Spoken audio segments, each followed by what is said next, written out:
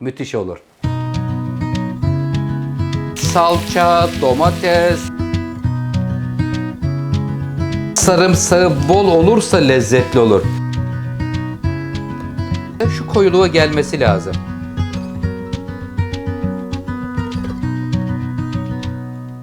Ey yüce Rabbim, ne güzel yaratmışsın. Şu güzelliğe bakın kıymetli seyircilerim.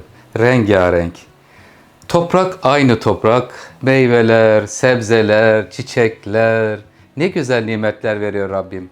Sonsuz şükürler olsun Allah'ımıza.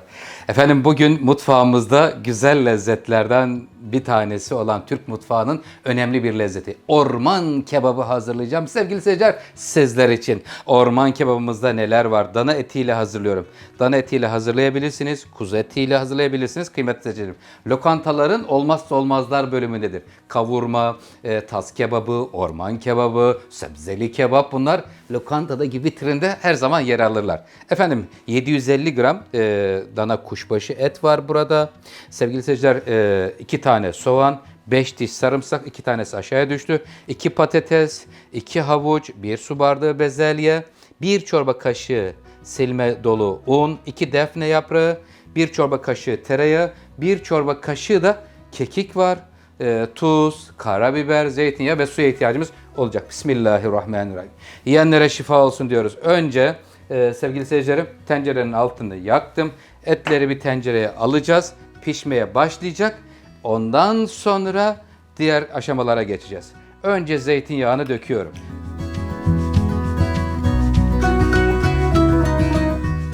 Orman kebabımızın etlerini yıkadım, suyunu süzdürdüm ve alıyoruz tencerenin içerisine. Bismillahirrahmanirrahim.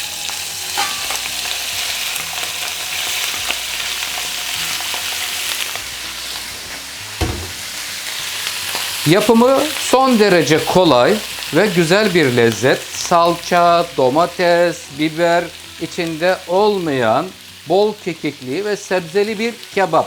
Orman kebabı. Önce etler tencerenin içine alındı. Burada güzelce önce bir kavrulacaklar. Önce sulanır. Hiç problem yok. Endişelenmeyin. Eyvah sulandı filan diye hiçbir şey endişeye gerek yok. 2 tane de defne yaprağı atıyorum. Un şimdi koymuyoruz. Unu baştan koyarsanız burada mesela et ile harmanlayıp da tencereye un ile eti dökerseniz burada hep kenarlarından yanar sevgili seyirciler. Çünkü unun direkt yapışma özelliği var. Ondan dolayı sakın asla koymayın. Önce sulansın, suyunu çeksin, soğanını, sarımsağını, havucunu hepsini koyduktan sonra unu koyacağız. Sıralamaları paylaşacağım sizinle.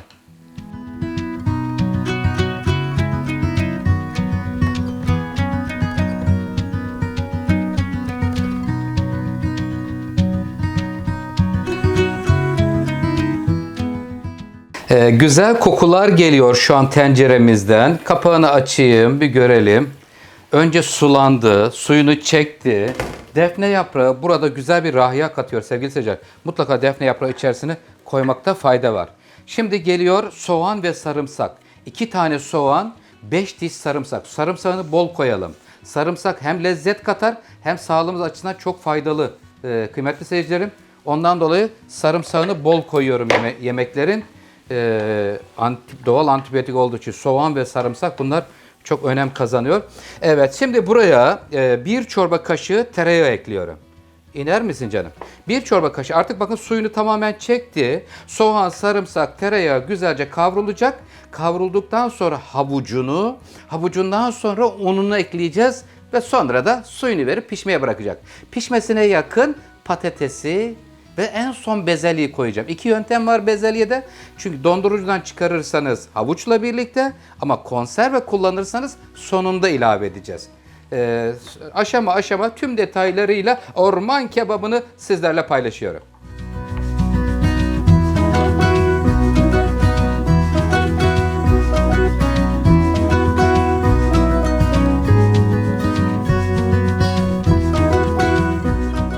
Orman kebabının soğanı, sarımsağı bol olursa lezzetli olur. Sarımsak soğanla birlikte şu anda görüyoruz bakın ne kadar bol olduğunu ve piştiler, görüyor musunuz? Sıra geldi, hemen havucunu ekliyorum. Rengarenk olup Hem sağlıklı, hem lezzetli, hem de bereketli. Yani etle birlikte bol sebzeyle çok kişiyi ağırlayabileceğiniz bir tat ortaya çıkıyor. Ondan dolayı bereketli diyorum sevgili seyirciler. Evet, şimdi havucu koyduktan sonra şöyle 1-2 dakika hemen şöyle havuç ile de çevirelim. Çevirdikten sonra burada şimdi artık unu verme vaktimiz geldi. Şu ana kadar unu vermiş olsaydık biz bu tencerenin içinde bu sebzeleri, eti kavuramazdık. Hep yapışır ve yanardı. Ondan dolayı söylüyorum. Evet, hemen bir kaşık silme dolu, tepeleme dolu olmasın. Bu defa da çok katı olur. Katı olduğunda da bu defa şey olur. Aşırı koyu bir hem sulu hem soslu bir yemek bunun özelliği. Sulu ve soslu olması. Evet, şöyle un hemen bakın yapışmaya başladı. Neresi yapış doktor usta derseniz görüyor musunuz? Bakın şurada bak, kaşığı çekeyim, iz bırakıyor, görüyor musunuz? İşte un hemen yapışır. Birebir uygulamalı paylaşmak istedim sizlerle. Evet, un, havuç, etler hepsi içinde. Koşuyorum, hemen sıcak suyumu getiriyorum. Burada şu anda 1 litre sıcak suyum var. Döküyorum. Bismillahirrahmanirrahim.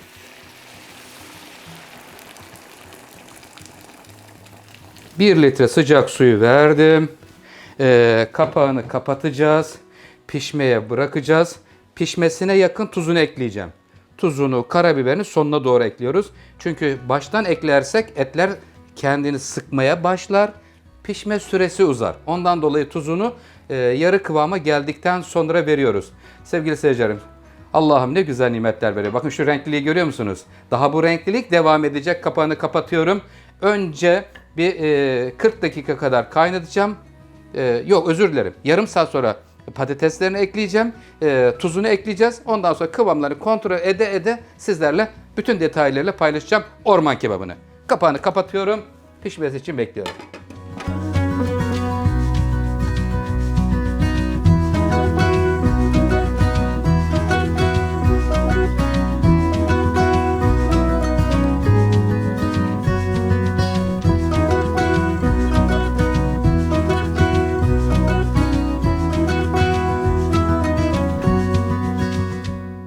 Evet, orman kebabımızın üzerinden geçen süreye bakıyorum sevgili seyirciler. Yarım saat demiştim size ama etleri kontrol ettiğimde etler daha yumuşamamıştı. Ondan dolayı 1 saat oldu şu anda. Çünkü dana eti, dana etinin her bölümü farklı olabiliyor. Kısmetiniz artık ne çıkarsa, ondan dolayı pişene kadar devam etmemiz gerekiyor sevgili seyirciler. Evet, 2 tane patatesi ilave ediyorum şimdi. 2 patates, 2 havuç, 750 gram et, 2 soğan, 5 diş sarımsak, 2 yaprak defne yaprağı, 1 kaşık un ile bakın. Hiç salça yok. Kremsi sosun kıvamını görüyor musunuz? Rengi de çok güzel. Şimdi şu haline baktığımız zaman kıymetli seyircilerim, şu patatesi alayım, bir kenarı çürük varmış. Buraya su ilave etmemiz lazım. 1 litre baştan dökmüştüm hatırlıyorsanız. Şimdi bir yarım daha döküyorum. Şu anda 1,5 litre oldu. Tam 1,5 litre su oldu. Bu da yeterli gelir sanırım. Duruma göre ama. Patates çekerse yine ilave edebiliriz. Burada önemli olan etin güzel pişmiş olması. Et yerken dişe dokunursa puan alamazsınız. Böyle lokum gibi olacak. Patates, havuç, et yumuşacık. Bir de güzel yanında pilav oldu mu dokunmayın, keyfine diyoruz. Evet, şimdi tuzunu ekleme zamanı geldi. 1 tatlı kaşığı tuzunu veriyorum ama tuzunu mutlaka kontrol edin. Sevgili seyircilerim, geriye 2 ürünümüz kaldı. Pardon, özür dilerim, 3 ürünümüz kaldı. Karabiber, bezelye ve kekik. Şimdi patateslerle birlikte etler pişmeye devam ediyor sevgili seyircilerim. Ocağın altı yanıyor mu? Canım, yan bakalım sevgiyle. Bekliyoruz. Şimdi patates, havuç ve etin pişmesini, sonra sebzeler ve kekik geliyor.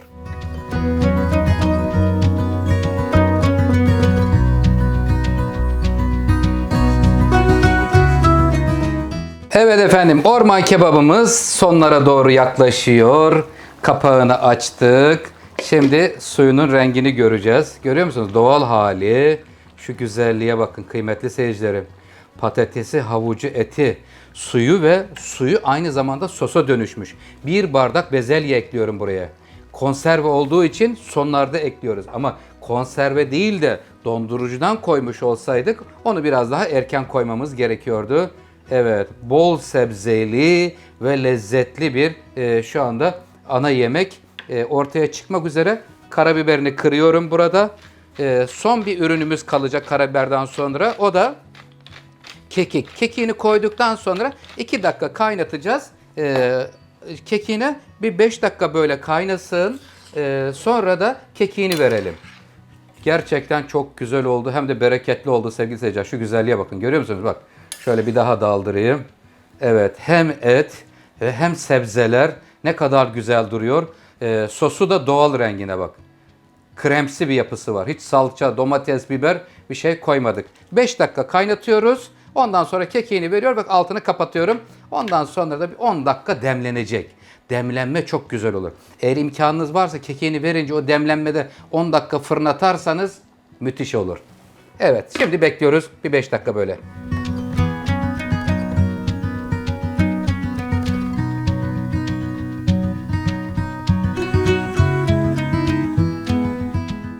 Orman kebabımızın kapağını açtım. Biraz kaynatmam gerekti sevgili seyirciler. Çünkü baktığım zaman biraz suyu fazla gibi geldi. Suyu fazla geldiyse mutfakta çareler tükenmez. Hemen biraz kapağını açın, kaynatın. O buharlaşma ile birlikte çıkacaktır. Hemen kıvamını da paylaşayım. Bakın görüyor musunuz? Şu şekilde şu koyuluğa gelmesi lazım. Hem sulu hem sos halini görmemiz gerekiyor. Evet, şimdi artık kekiğini verme vakti geldi. Bu kadar sos normal. Yanında güzel bir pilavla birlikte çok güzel olur. Hemen kekiğini serpiyorum. Şifa olur inşallah yiyenlere diyoruz. Bir çorba kaşığı tepeleme dolu kekiğini serpiyorum. Sevgili seyircilerim, kekiğini serpip karıştırdıktan sonra ocağın ateşini kapatacağız. 5 dakika demlenmeye bırakacağız. Kekik çünkü kekikle kaynatırsak acısı çıkar. Ama böyle bu demlenme usulü beklerse orijinal güzel böyle güzel rahiyası ortaya çıkmış olur kekiğin. Evet efendim, şimdi ocağın ateşini kapatayım bir de öyle görelim. Durur musun canım? Bak bir dursun. Görüyor musunuz? Şu güzelliğe bakın. Evet. Kaynarken su ve sos yukarı doğru çıkar. Çok suluymuş gibi görünür. Arada bir kapatın, kontrol edin. Sosu ne durumda diye görebilirsiniz. Tam net görüyoruz şu anda. İstediğimiz gibi olmuş. Kapatıyoruz. 5 dakika demlendiriyor. Servis vakti diyoruz.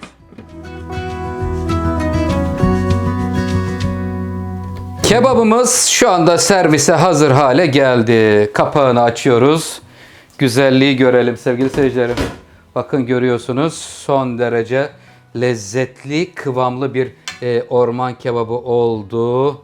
Canım benim. Yiyenlere şifa olsun inşallah.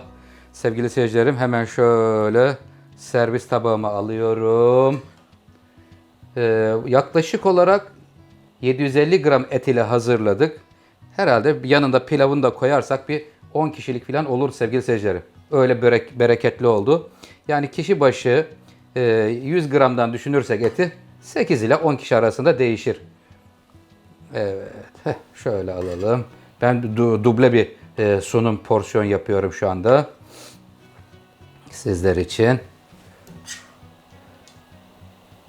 Allah'ım ne güzel nimetler veriyorsun bize ya Rabbi. Sana sonsuz şükürler olsun Allah'ım.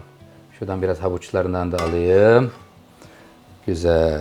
Evet efendim. Şimdi orman kebabımız servise hazır hale geldi sevgili seyircilerim. Buraya şöyle bir iki dalda maydanoz koyacağım. Evet. Oktay Usta YouTube kanalında sizler için birbirinden güzel tarifleri paylaşmaya gayret gösteriyor sevgili seyircilerim. İnşallah faydalı oluyorumdur. Evlerinizde bolluk, bereket, huzur olsun inşallah. Kendinize iyi bakın. Hoşça kalın, sağlıklı kalın. Allah'a emanet olun.